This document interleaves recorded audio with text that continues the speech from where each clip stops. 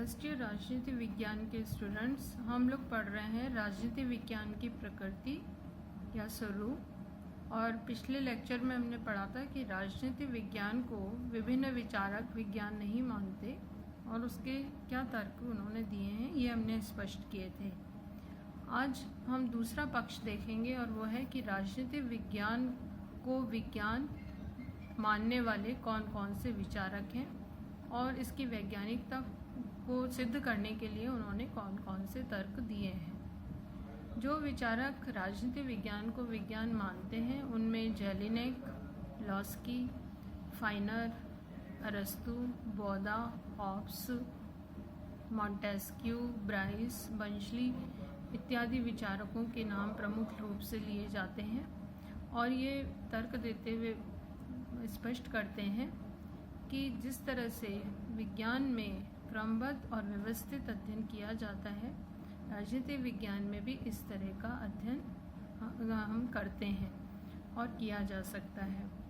कोई भी विषय या टॉपिक को जब हम अध्ययन करते हैं तो वो क्रमबद्ध रूप से किया जाता है। हम उसके भूत, वर्तमान, भविष्य तीनों ही पक्षों को अध्ययन करते हैं, तुलनात्मक अध्ययन करते हैं, विभिन्न विषय सामग्री को वर्गीकृत करते हुए अध्ययन करते हैं। तो इस सब वजह से और व्यवस्थित होने के कारण हमारा जो ज्ञान है वो भी विज्ञान की भांति ही है, इसलिए हमारा विषय विज्ञान है। दूसरा जो तर्क इन्होंने दिया है वो ये कि अध्ययन सामग्री की प्रकृति में स्थायित्व है और एक रूपता है।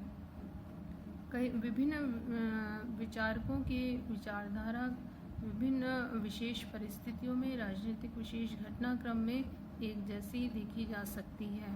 उसमें स्थायित्व भी देखा जा सकता है, जैसे संविज्ञान में हम देखते हैं, और विचारकों की विचारधारा में भी एक रूपता देखी जा सकती है, जैसे कि विशुद्ध विज्ञान में देखी जाती है। तो इसीलिए कहा जाता है कि जो समानता विभिन्न विचारकों के विचारधाराओं में देखी जाती है, उसी आधार पर हमारा विषय की प्रकृति, अध्ययन की सामग्री की प्रकृति विज्ञान की भांति ही देखी जा सकती है। तीसरा जो तर्क दिया जाता है वो है सर्वमान्य तथ्य, यानी जो सभी को मान्य हों, सभी जिसको स्वीकार करते हों। इसमें भी बहुत सारी समानताएं विभिन्न विचारकों में देखी जा सकती है। जैसे साइंस में वैज्ञानिकों में सर्वमान्य तथ्य और एक जैसे मान्यता देखी जाती है, उसी तरह से हमारे विषय में भी सभी को मान्य तथ्य देखे जा सकते हैं। अगर हम कौटिल्य का उदाहरण देखें तो उन्होंने एक ग्रंथ लिखा है अर्थशास्त्र, जिसमें उन्होंने वर्णन किया है कि यदि दंड शक्ति का दुरुपयोग किया जाए तो गृहस्थ की तो बात ही क्या, वानप्रस्थी और सन्यासी लोग भी इससे क्रुद्ध हो जाएंगे और विद्रोह कर बैठेंगे। तो इस तरह की जो परिस्थितियां हैं, विशेष परिस्थितियां, उसमें सभी अध्ययनकर्ताओं की मान्यता एक जैसी देखी जा सकती है, सभी के तर्क एक जैसे देखे जा सकते हैं। जैसे कुछ परिस्थितियों को सभी नकारते हैं, जैसे या समानता, न्याय, रंग भेद, जाति भेद, निरक्षरता, निर्धनता, ये इसको कोई भी विचारक उचित नहीं मानेगा। सभी जिस पक्ष में एक जैसे तर्क देंगे वो ये कि न्यायपालिका स्वतंत्र और निष्पक्ष होनी चाहिए। तो ऐसे कुछ उदाहरणों के आधार पर हम देख सकते हैं कि तथ्यों के संदर्भ में सबकी एक जैसी मान्यता हमारे विषय में भी संभव है। एक और जो तर्क इन्होंने दिया है विभिन्न विचारकों ने, वो है कार्य कारण पारस्परिक संबंध। हमारे विषय में हम किसी भी कार्य के पीछे कौन से कारण रहे हैं और कौन सा विशिष्ट कारण रहा जिसके कारण वो घटना घटित हुई, इसको दोनों को पारस्परिक संबंधों के आधार पर स्पष्ट किया जा सकता है। इसमें जैसे उदाहरण के लिए हम ये कह सकते हैं कि यदि शक्तियों का विकेंद्रीकरण है तो जनता में सार्वजनिक क्षेत्र के प्रति जागृति आएगी। ये दोनों चीज़ें जुड़ी हुई हैं। इसी तरह से यदि हम देखें कि किसी देश में यदि क्रांति हुई तो उसके पीछे कौन से कारण रहे, तो कार्य और कारणों संबंधों को जोड़ते हुए अध्ययन हमारे विषय में संभव है, जिस तरह की विज्ञान में किया जाता है। राजनीतिक विज्ञान को विज्ञान इसलिए भी इन्होंने माना है क्योंकि हमारे विषय में हम पर्यवेक्षण, जिसको अवलोकन या इंग्लिश में ऑब्जर्वेशन कहते हैं, और परीक्षण यानी टेस्टिंग संभव है। यानी हमने जो अवलोकन करके अध्ययन किया वो कितना प्रमाणित है, कितना सिद्ध कर सकते हैं हम, उसके लिए उसका परीक्षण किया जा सकता है।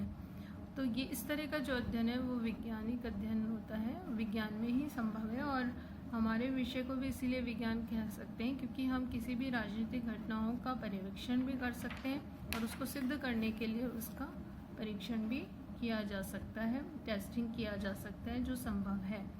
और आधुनिक अध्ययन पद्धतियों को अपनाते हुए, जैसे सर्वेक्षण, साक्षात्कार, सैम्पलिंग मेथड, सांख्यिकीय पद्धतियों को हम प्रयोग में लाते हुए किसी भी पर्यवेक्षित अध्ययन विषय वस्तु को परीक्षण कर सकते हैं।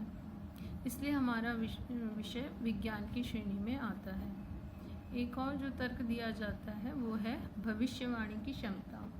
साइंस में जैसे भविष्यवाणी की जा सकती है, वैसे ही हमारे विषय में भी हम विभिन्न घटनाओं के पहले ही भविष्यवाणी कर सकते हैं। और डॉक्टर फायनली मानते हैं कि निश्चिततापूर्वक भविष्यवाणी चाहे न कर सकें, लेकिन हमारा विषय किसी विशेष राजनीतिक घटनाक्रम के संदर्भ में संभावनाएं अवश्य व्यक्त कर सकता है। आजकल तो चुनाव से पूर्व भी भविष्यवाणी करते हुए एग्जिट पोल के थ्रू संभावनाएं व्यक्त कर दी जाती हैं, जो काफ़ी सही सटीक भी जाती हैं।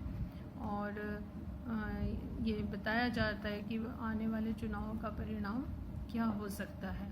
तो इस तरह के उदाहरणों से ये स्पष्ट होता है कि राजनीतिक विज्ञान में भी विज्ञान की भांति ही विभिन्न आधारों पर अध्ययन किया जा सकता है। विभिन्न तर्क इस संदर्भ में इन विचारकों ने दिए कि विज्ञान हमारा विषय है।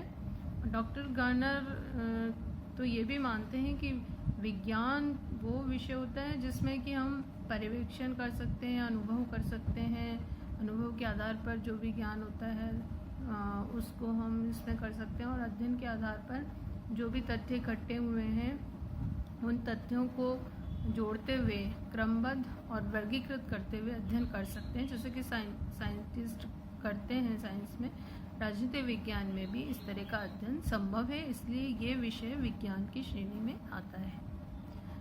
यदि दोनों ही तरह, हमने पिछले लेक्चर में पढ़ा कि इसको विज्ञान नहीं माना है, आज हमने देखा कि कुछ विचारक इसको विज्ञान मानते हैं। दोनों को ही अगर हम जोड़ते हुए अध्ययन करें तो एक बात स्पष्ट होती है कि जो राजनीतिक विज्ञान है वो प्योर साइंस तो नहीं है, विशुद्ध विज्ञान नहीं है, जैसे कि फिज़िक्स, केमिस्ट्री और जैसे विषय होते हैं।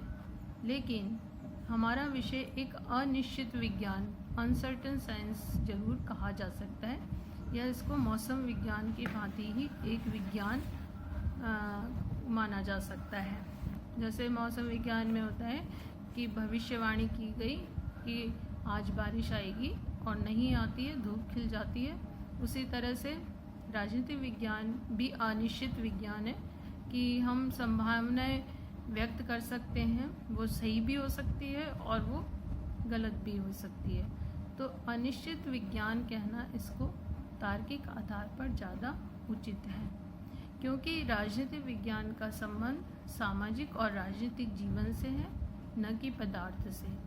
और सामाजिक और राजनीतिक जीवन में मानव और मानव के व्यवहार की भूमिका पाई जाती है, जो सजीव है और जिसका व्यवहार निरंतर गतिमान है और परिवर्तनशील है। जब मानव स्वभाव निरंतर परिवर्तनशील है, जिसकी अपनी भावनाएं, संवेदनाएं हैं, आकांक्षाएं, अपेक्षाएं हैं, और वो निरंतर उसका व्यवहार बदलता रहता है, तो फिर हम विज्ञान की भांति ठोस एक स्थायी निष्कर्ष तक कभी नहीं पहुंच सकते। कि उसके बाद उसमें कोई परिवर्तन नहीं आएगा। एक सिद्धांत बनाया तो उसके बाद उसमें परिवर्तन आ सकता है, क्योंकि मानव व्यवहार निरंतर परिवर्तनशील है। हमारा विषय सजीव मानव से समाज में रहने वाले मानवीय व्यवहार से संबंधित है, न कि ठोस, द्रव्य और गैस जैसे निर्जीव पदार्थों से।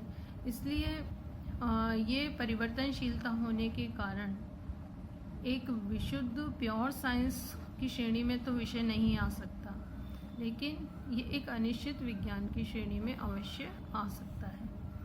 मानव एक सजीव प्राणी है, यंत्र नहीं है, कोई मशीन नहीं है जिसको हमने एक जगह रखा तो वो कभी वहाँ से नहीं हटेगी या नहीं बदलेगी या नहीं परिवर्तित होगी। मानव है, वो उसमें परिवर्तनशीलता है। इसलिए ये ऐसा विज्ञान है हमारा विषय जो अनिश्चित है, क्योंकि इसमें नैतिक पहलू भी हैं और उसकी वजह से जो नैतिक मूल्य हैं वो भी मानव के व्यवहार से जुड़े रहते हैं, और हम उसमें अपने हिसाब से अध्ययनकर्ता कोई परिवर्तन नहीं कर सकता। जब हम निष्पक्ष अध्ययन करते हैं तो फिर उसमें अनिश्चितता आती है, उसको अनिश्चित विज्ञान ही कहना उचित है। तो निष्कर्ष रूप में हम ये कह सकते हैं कि राजनीतिक विज्ञान की जो वैज्ञानिकता है उसमें दोनों चीज़ें पहलू हैं। कुछ हद तक इसमें प्योर साइंस के पूरे लक्षण नहीं हैं और बहुत हद तक इसमें वैज्ञानिकता के लक्षण हैं। तो इसलिए ये एक अनिश्चित विज्ञान ही कहना इसको उचित है। इसके साथ ही राजनीतिक विज्ञान की प्रकृति में हम देखेंगे कि राजनीतिक विज्ञान को कुछ विचारकों ने कला के रूप में भी माना है। ये एक आर्ट है। जैसे विलियम एस्लिंगर बंशली ने इसे कला माना है, और विलियम एस्लिंगर इसमें स्पष्ट करते हैं कि विज्ञान और कला परस्पर विरोधी नहीं हो सकते, वे कला विज्ञान पर आधारित हो सकती है। इसलिए राजनीतिक विज्ञान एक कला है और वो विज्ञान पर आधारित है। कला से अभिप्राय भी है कि ऐसा ज्ञान जो मानव जीवन को सुंदर बनाए, जो सत्यम शिवम सुंदरम पर आधारित हो, यानी जो सत्य हो, जो कल्याणकारी और श्रेष्ठ हो, व्यवस्थित और अच्छा शासन पर आधारित विषय या ज्ञान को हम राजनीतिक विज्ञान के रूप में स्पष्ट कर सकते हैं। बंशली भी लिखते हैं कि राजनीति से विज्ञान की अपेक्षा कला का अधिक बोध होता है। राज्य का संचालन किस रूप में हो, क्रियात्मक दृष्टि से वो कैसा व्यवहार करे, राजनीति में इन सब का प्रतिपादन होता है, इसलिए इसको हम कला कहेंगे। इसी तरह से राजनीतिक विज्ञान में जन कल्याणकारी राज्य की अवधारणा को पढ़ा जाता है। नागरिकों के अधिक से अधिक अधिकार क्या हों, स्वतंत्रताएं क्या हों, इनके बारे में अध्ययन किया जाता है। एक श्रेष्ठ और सुसंस्कृत राज्य और समाज कैसे हो, एक आदर्श राज्य कैसा हो, आदर्श विश्व संघ की कल्पना की जाती है। तो ऐसे सभी चीज़ों का जो हम अध्ययन करते हैं उससे हमारे विषय का कला के रूप में ही बोध अधिक होता है, क्योंकि ये जो विषय है वो पद प्रदर्शन करने वाला है, समाज का यथार्थ रूप प्रस्तुत करने वाला है, तो कला के अधिक निकट हम इसको देख सकते हैं। कैटलिन जो हैं और लॉसवेल जैसे विचारक, उन्होंने एक और दृष्टिकोण देते हुए इसको न विज्ञान माना न कला, बल्कि इन दोनों को जोड़ते हुए इसकी प्रकृति को स्पष्ट किया है और ये कहा है कि इससे हमें विज्ञान होने का भी बोध होता है और इससे कला होने का भी बोध होता है। तो कैटलिन ये मानते हैं कि राजनीतिक विज्ञान में कला, विज्ञान और दर्शन तीनों का ही मिला जुला रूप है। इसी तरह से लॉसवेल ने भी ये माना है कि यह कला, विज्ञान और दर्शन तीनों का संगम है।